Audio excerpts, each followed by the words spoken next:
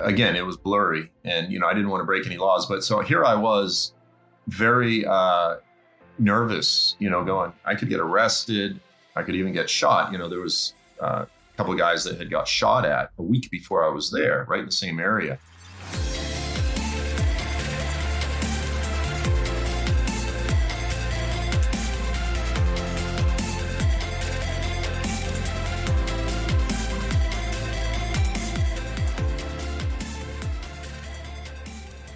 Hello and welcome back to the Faith and Fringe podcast. I'm your host, Kirk Whitmire, and this is episode 5. And today I have with me a very special guest, Joel Richardson. Joel, before we jump into everything, let's take a minute and let's introduce you to the audience.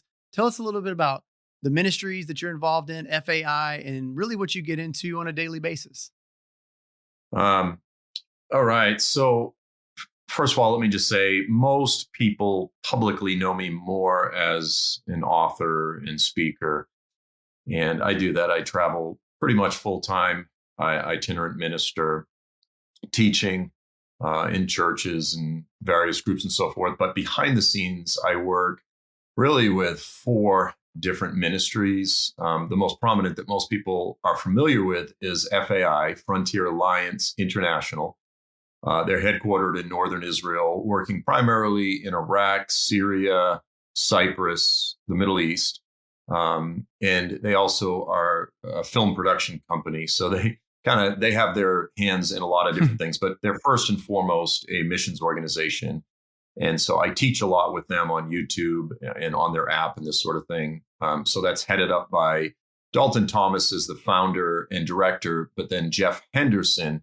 I'm not sure of the exact titles, but Jeff is actually the director in terms of I'll say the pastor who is more so running the day-to-day. It's a great organization. And the other ministry is Global Catalytic Ministries, which is one of the primary underground networks in Iran, as well as Afghanistan, Iraq. And really, it's a global ministry. It's a discipleship ministry.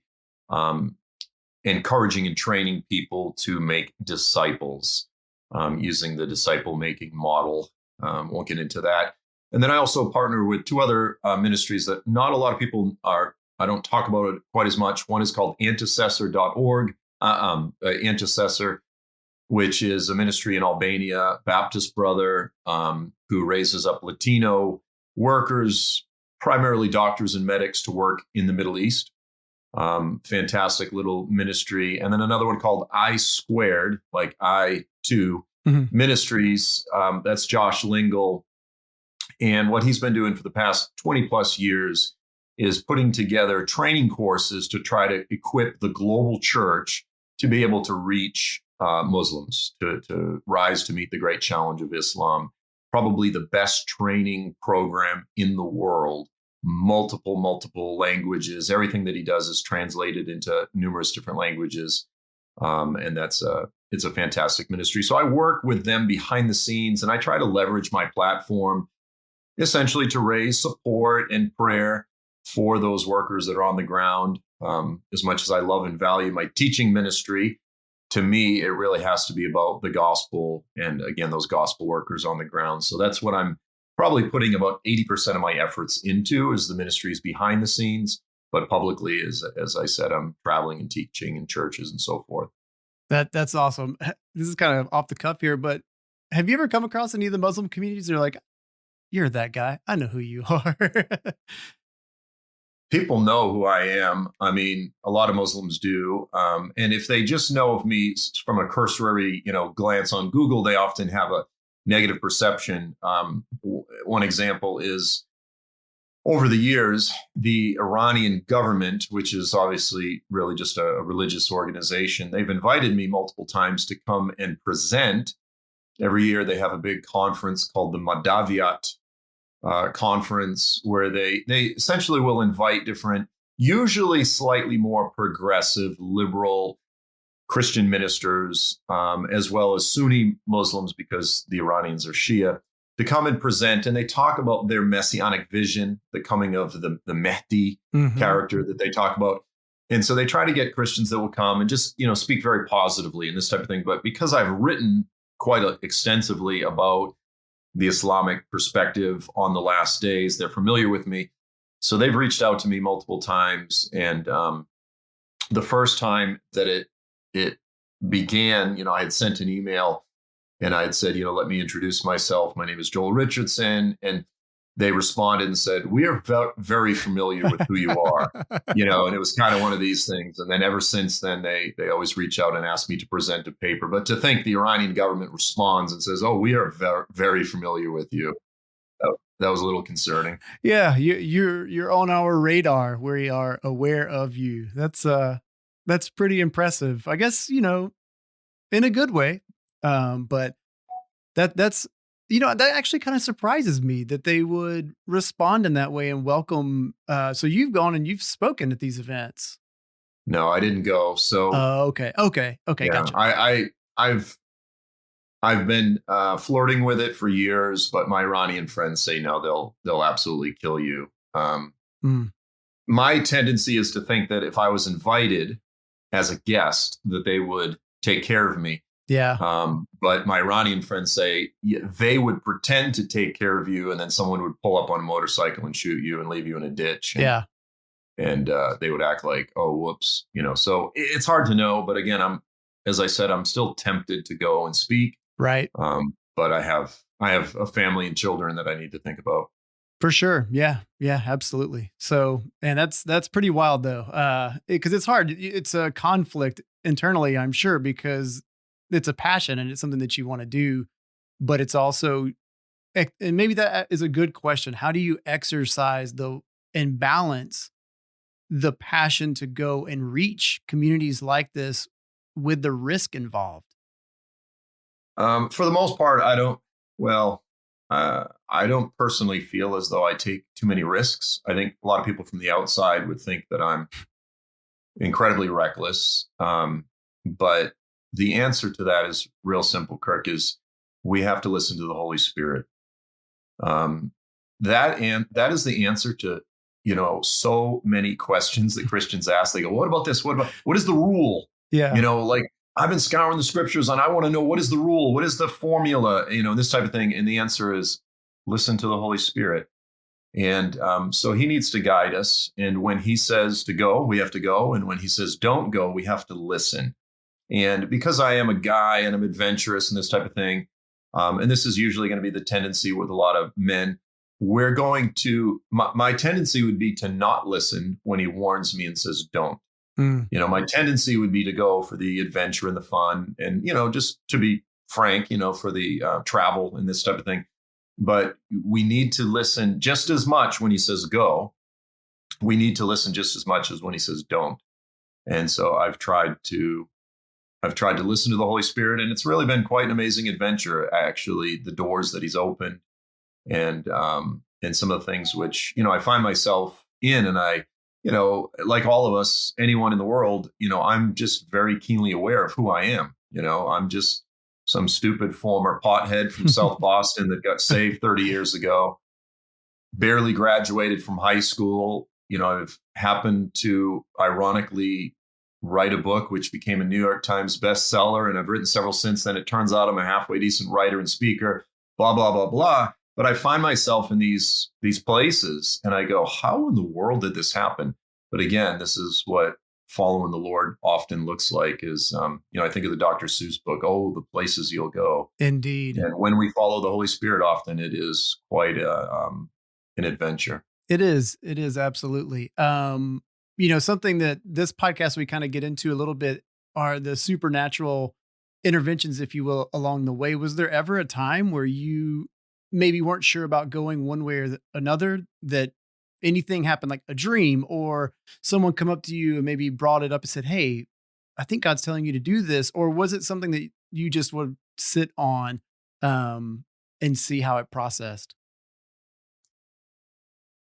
I probably have a dozen stories, but I would say the big one right now is over the past 5 years, I've been going to Saudi Arabia, and actually 4 years ago had the blessing, the opportunity to lead the first Christian tour in history into the Kingdom of Saudi Arabia when they opened to tourism for the first time 4 years ago, and I've been leading tours since. There'll actually be an article in the New York Times about this, probably pretty like within the next couple of weeks. Um, and the reporter, the New York Times reporter, came with us on my last tour. And at the end, she stopped and she said, like, hold on now, you're leading tours, Christian tours into Saudi Arabia. Yet you've written these books, Islamic Antichrist. She's like, my editors are going to ask, like, this seems like a contradiction, this type of thing. And I think a lot of people looking out go like, no, you've been critical of Islam over the years. You've been critical even of, different governments. And yet here you are in the country. Is this not just stupid? You could say, but I'll tell you what happened, the way that it all sort of came together. And I say this is supernatural. It's not an angel showed up or, powerful dream, this type of thing. But over the years, various people had come to me and they would show me pictures of this mountain in Saudi Arabia, and they would ask me what my opinion is. And I would say, look, this is not my purview. I'm not an archaeologist. I've never really looked into this. I don't have an opinion. And, but every time this would happen, it was almost like this prayer would just rise up within me. And I would say, Lord, I ask that you would get me into Saudi Arabia. I want to see that mountain. And I ask that you would connect me with the church that's there in Saudi Arabia, not just the expats, but many of the Saudis themselves who have become Christians. And, it was like this prayer that just sort of came up out of nowhere. It didn't even make sense rationally, logically, but it rose up. And so I would pray it. And I would say, yes, Lord, like, I don't know where this is coming from, but I asked that you would get me into Saudi Arabia. Well, the last time was about 5.5 years ago. It was the fourth time this had happened over a series of about 10 years. And this guy said, hey, check out these pictures. I was just here. And I texted him back and I said, can you get me in? Because he actually works in the country. And he immediately responded and said, yes. And I'm not a tremendous, I'll say, woo-woo type of guy. I'm not like a seer. Prophecy is not my gifting, if you will. I'm not very sensitive to these things. But as soon as he said yes, I genuinely felt in a very, very tangible way this incredibly dark resistance, sort of just this weight came down. And I knew I was touching something really big. Yeah. I could feel the oppression. And so I said, oh, this is definitely the Lord. I need to pursue this. And I'll be honest, there was times of genuine fear, like, what am I doing? I'm going to get stuck in prison or killed, and this is not wise. But again, I knew it was the Lord, so I followed. And, here we are 5 years later, as I said, I've now led 4 or 5 tours into the country, and we've had an amazing, beautiful, wonderful time. The doors that are opening relationally between Westerners and many Saudis who have never met Christians, to be able to go there and open the Bible and just talk about the importance of some of the biblical sites there and the incredible hospitality and reception that we've received. It's been beautiful. But there was profound resistance and oppression going into it. But so, I mean, that's, sort of one example. But I'm sure if I thought about it, I could give you a dozen other similar stories. Yeah, it's wonderful. And I think it takes a lot of spiritual maturity to discern the difference between God preventing you from going to a certain area and, like you said, the darkness, the resistance that is there, because sometimes God will resist you from doing a thing. And it takes some experience and I think some sensitivity to learn to process the difference. I know that's something in my life that I've had to, kind of deal with myself. So is this the mountain where you have the pictures? For those of you who don't know, Joel has some amazing pictures from a cave out there. They're on the YouTube videos, right? Like you've shown them on some of the videos, I believe. Yeah, I've been talking about it quite a bit the past few years and doing videos and such. Yeah, it's these paintings from those caves, man. When you showed the picture the first time, it's probably a few months ago, maybe, that I saw them. I was blown away. It felt almost like this Dead Sea Scrolls moment where you walk into this cave and there's this history before you and quite the imagery of what could have transpired in that area. And I found that just fascinating. I can't, what was that feeling like for you when you walked in there and saw them for the first time? Yeah, so that was literally my first visit to the mountain. And as I said at the time, tourism, the country was not open to tourism. And so I didn't know, like it was very blurry as to whether or not we were even legally allowed to be there. It was, again, it was blurry. And, I didn't want to break any laws. But so here I was very nervous, going, I could get arrested. I could even get shot. There was a couple of guys that had got shot at a week before I was there, right in the same area. And so, and there was this oppression that I previously mentioned. Like there was this, I don't know how to say it, just this incredible sense of the oppression of the enemy. And then I get to the mountain and I was exhausted. I hadn't slept in a couple of days. And I get there. And so on one hand, there's sort of this negative, fearful side. And then on the other side, I walk up and I see these paintings. And it was interesting when I found them. I took some pictures, but where the real revelation came was when my wife texted me back. I sent her the pictures. Amazingly, had great cell reception out there in the middle of nowhere. And actually better reception out in the middle of nowhere in the desert of Saudi Arabia than in front of the actual world headquarters of Sprint, because they had Sprint. Man. Yeah. And strange. But in any case, my wife responds and she goes, that's exactly like in is Exodus 19. Mm-hmm.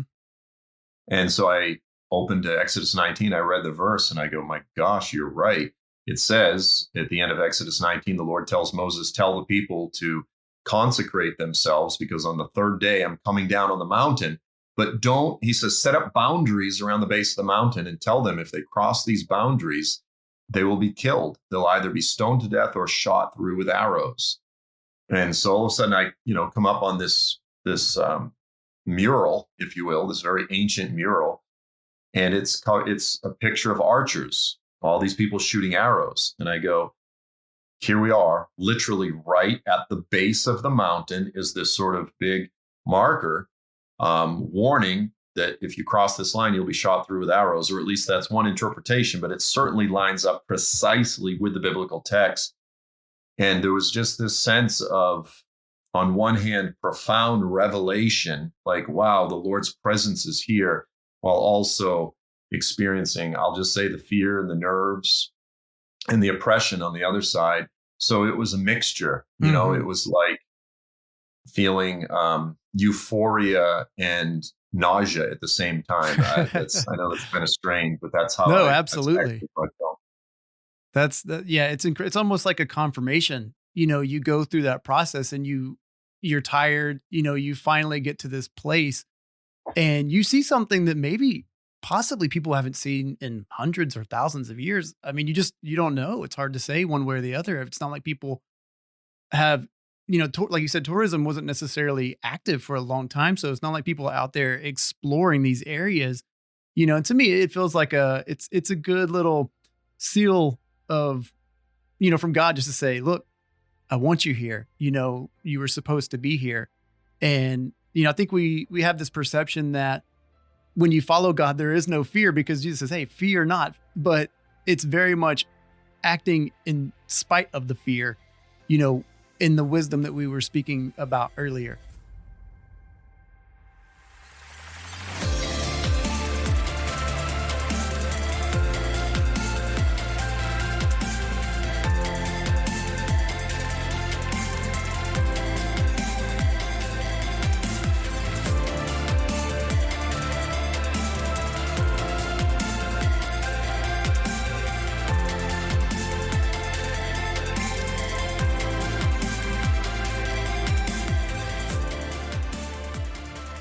I'm going to kind of jump ahead in the notes just because we're in this area. And I find Saudi Arabia to be a very, very interesting location right now. So you say that these Saudis are actually getting to see Christians for the first time. Are these Muslim Saudi Arabians, or are these, newly converted Christians? And what is the reception like in Saudi Arabia these days to the gospel? So no, of course, they're all Muslims. I mean, Saudi Arabia is 99.9999% Muslim. And so most of the guys that take us out, they're Bedouins. Many of the Bedouins have sort of been driven out of their lifestyle and sort of forced into the cities. Unfortunately, they still have their property out in the desert and might go out there on the weekends, but the modernization and so forth. But I would just say the vast majority of the Saudis that we run into, they are very excited about the changes that are taking place in Saudi Arabia. Mohammed bin Salman has been modernizing a lot of the laws, removing some of the really rigid Islamic law. And so here they are, they're opening the country, things like women driving is being allowed for the first time. And here come these foreigners, these tourists. They've never had just tourists. I mean, there's plenty of workers in the country, mostly Filipinos, Bangladeshis, Indians, Afghanis, and so on and so forth. But they're workers. Here are these American Christian tourists, and they're overwhelmed to just come up to you and say, welcome to our country. How has it been? How has everyone been treating you? And they're so excited to hear when we say, oh, it's been wonderful. Everyone's been wonderful. We love it here. We want to come back. There's just a tremendous sense of pride, national pride. And, the vast majority, look, there is an element within Saudi of radicalism, of course, but the vast majority are not that way. They're excited about the modernization. They're excited about the changes. They're excited about this cultural interchange. And as I said, they're some of the most hospitable, welcoming people in the world. And I'll even say this, Kirk, I just got back from Saudi Arabia a couple of weeks ago. Before that, I was in Sweden. And so I did a seminar in Sweden, and then I went to Saudi Arabia. Now people will say, oh, wow, that's scary. Do you feel safe in Saudi Arabia? I feel much more safe in Saudi Arabia than I do in Sweden. Yeah. In many of the European and Western nations or even American cities, like if someone attacked me in Sweden, they probably would get away with it. There would be very little policing. They might, get a slap on the wrist and stuck in jail for a year. In Saudi Arabia, they're going to be terrified to attack a foreigner because they know that the Saudi government would execute justice vengefully, swift justice. Yeah. And so, yes, there's an element of radicals there in Saudi Arabia, but there is a contingency of radicals in Sweden or in the United States or anywhere. And so, that's important to qualify. In terms of the church in Saudi Arabia, let's just say this, and, obviously this is sort of classified information, so I need to be very careful, but sure.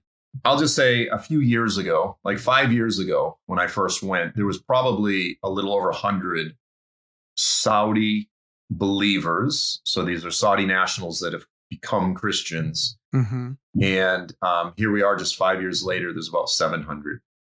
So at this rate of growth, and again, you're dealing with less than 1,000 people in a nation with, 20 plus million Saudis. The numbers are extremely small, but the growth rate right now is actually arguably the fastest growing church in the world, which is pretty amazing. And look, I'll just say this. We as Christians, we get excited. Oh, wow, Muslims are becoming Christians. Well, there's plenty of Christians becoming Muslims. The conversion thing goes both directions. Yeah. The story is as old as history itself, but it is still wonderful as a Christian to see what's happening in Saudi Arabia. I think as a Christian, the Middle East should always have a soft place in our hearts. Not just Israel, but, Syria, Turkey, Saudi Arabia, Iran. These places are equally important in the biblical narrative. And you should want to see good come to these places. And it's encouraging to hear. It felt like from some of the videos that you were sharing that there was perhaps some enthusiasm for what was going on. Man, that's a small number, but it still has to get you excited. It does seem like, whereas Iran has kind of gone the opposite direction over time, Saudi Arabia is kind of, going forward, because used to in Iran, I mean, my goodness, what would you say? Maybe in the 60s, Iran looked completely different as far as, what women could do and just rights and things of that nature. And Iran's gone kind of the the opposite way of that over time. And we're seeing Saudi Arabia, of all places, open up more. What areas in the Middle East are you, maybe this is a weird way to phrase this, but most excited about, most encouraged for the gospel and things maybe moving forward and opening up right now? Well, it's interesting that you compared Iran with Saudi Arabia. So Iran is obviously the heart of Shia Islam, and Saudi Arabia would really be the heart of Sunni Islam, the majority sect, roughly 85% of the Islamic world. So as you said, Iran was becoming much more Western friendly during the 60s and 70s. Women, just much more Western, let's just say. And in 1979, Ayatollah Khomeini comes along and establishes the Islamic Revolution. Well, here we are 44 years later, and the people have hated this heavy-handed, suffocating presence of Islam. And so while the government, as you said, has gone more toward a radical Islamic interpretation of, Shia Islam, the people have rejected it. People have balked. People don't like being suffocated. And so the vast majority of Iranians, they'll say, well, we're Muslim, but we don't go to mosque. They don't really take their Islam very seriously at all. They're actually very Western friendly, very opposed to the government overall. Yes, there's a contingency of religious in the country. Sure. But the nation itself is largely like a mafia state. So whoever works for the government, which is the mafia, they're going to, because the country is economically impoverished. I mean, the economy, the inflation is just devastating. So the best way to get a good job is to work for the government.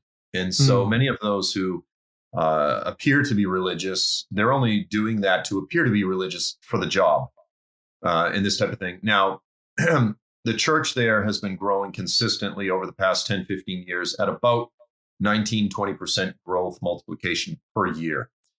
So you have one of the most vibrant church movements in the world, so much so that it's actually spilled over into Afghanistan. Now, Afghanistan is the number one most difficult nation in the world right now to be a Christian, and yet the church there continues to grow. Now, it's primarily among the minority ethnicities, the Hazara peoples, because they are persecuted and mistreated, and the gospel is for the poor, and there's been a very natural response. But some of it is because the Hazara speak Dari, which is a dialect of Farsi or Iranian. So because of that commonality of languages, the church movement in Iran is so vibrant that it's actually spilling over into Afghanistan. So to me, that's the part of the world that I'm most excited about.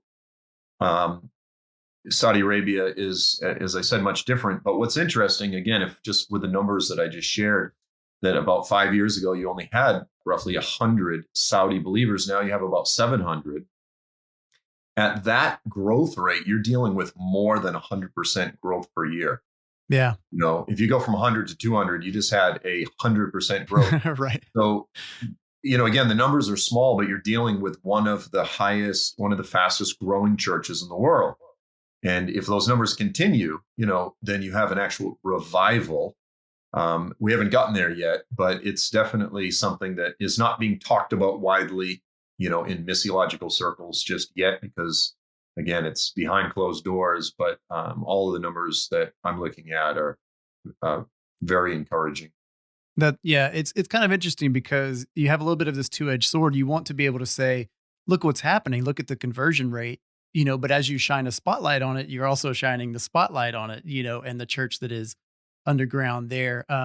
For those of you guys listening, if you haven't seen the Sheep Among Wolves documentaries, you got to go check them out. It's one of the first documentaries that I saw from FAI, and it's phenomenal. I believe there's 3 of them, or the third one's coming out, but I think there's 3 of them. There's 2 right now. There's Sheep Among Wolves 1 and 2, and there'll be a few more. There'll be many more films coming out in the future. Yeah, for sure. So me personally, just a little background on myself. I worked film in Atlanta for a long time, and I remember coming across some of the FAI stuff. I guess at this point, probably 2 or 3 years ago, and I was like, "Oh, finally!" I was like, "This is fantastic." From a cinematography standpoint, I fell in love with a lot of the content. So Hope that's encouraging. I know that you guys sometimes catch a lot of flack for doing the films and stuff like that, but I know for me, it definitely worked. It drew me in, and I appreciated the investment, the vision, and the quality that was going into those things. So I say, yeah, I'm not swaying your opinion of what you guys are doing, but I would encourage it. I think it's fantastic. I've enjoyed the all the films, and I try to keep as much as you guys are shelling out some Bible studies, man. So it's it's hard maybe to keep up with every one. But when I'm on the road, I travel for work, so I install audio video lighting systems in churches. So I travel a good bit. So I have a chance to catch up in spurts, So I'm almost caught up, but there's about four different veins to keep up with right now. And real we're gonna get there, but real quick before we do, while we're still in the Middle East, I want to kind of talk a little bit about the earthquakes and things that have happened in Turkey. The involvement that you guys have with relief, but the second part of that question is also how do you see these earthquakes impacting the political climate of Turkey in the near future? Yeah. So first, the political question, and the answer is, I'll be honest, I really don't know. Erdogan, the president of Turkey, he's been in power about 20 years now. He's coming up on his, they always say this, his most difficult election because the opposition is strongest. But really, Erdogan is sort of like Putin. Putin, he's basically very slowly taken over the whole country, every branch of the government. And really, the idea that they still have a democracy is almost kind of a facade. So, his response to the earthquakes, I mean, devastating. I mean, you're talking like at least 100,000 dead, maybe 200,000. I mean, like they're going to be picking bodies out of the rubble for a long time. Hmm. It's unfathomable. I mean, it's insane the amount of destruction. Entire cities just leveled. It's like multiple nuclear bombs went off. But his response to that has been like a good politician, and I don't know that it will necessarily negatively affect his elections. On the other hand, there's an incredible bias because in the eastern part of the country, which is where a lot of the earthquakes happened, you have the much more heavy Kurdish population. Yep. And so the Kurds, unfortunately, don't get the aid. The Turks are going to be prioritized. So there's going to be some negative ramifications there from the Kurdish community. I'll be honest, I don't really know how it's going to affect the coming elections. In terms of the humanitarian response, both FAI and GCM have a lot of folks on the ground there that have been given the open door to get involved in just basic humanitarian aid. Again, it's a couple of ants coming up to a mountain and trying to make some changes. It seems insignificant, but nevertheless, to the few people that are touched, it's very profound. So it's a drop in the bucket in terms of the tragedy, but if that's all we have, if that's the best we can do, then that's the best we can. That's the best anyone can do right now. Again, just because the level of devastation, it's beyond comprehension. Yeah, knowing that regime really has a bias toward the Kurdish people, and maybe you can answer this, maybe not. Do you guys find that you're focusing that aid into the Kurdish people, or is it just anybody and anything you can do to help? Yeah, anybody or anything that we can do to help. Now, FAI has done a lot with the Kurds in Iraq and Syria. We have a real strong focus on the Kurdish areas and a real affinity to the Kurdish people. And look, the Kurdish world is not only is it literally divided between Turkey, Syria, Iraq, and Iran. I mean, what would be Kurdistan, which should be Kurdistan, really spans all four of those nations. They're also profoundly, unfortunately, tragically even divided politically. And so, some of the parties in Iraq are not very friendly with some of the parties in Syria. And then the PKK party or the PKK group in Turkey is arguably a terrorist organization. They would say freedom fighters, and actually, it's very much a sort of atheist, communist organization. The vast majority are not Muslim; they're actually communists, and so this becomes very complicated from an American perspective because as soon as you hear communist, you immediately say enemy. But to be honest with you, I very much sympathize. I don't support their terrorism by any means, but I certainly sympathize with their cause. And I understand what they're going for is equality. In fact, in the Syrian area, you have this woman named,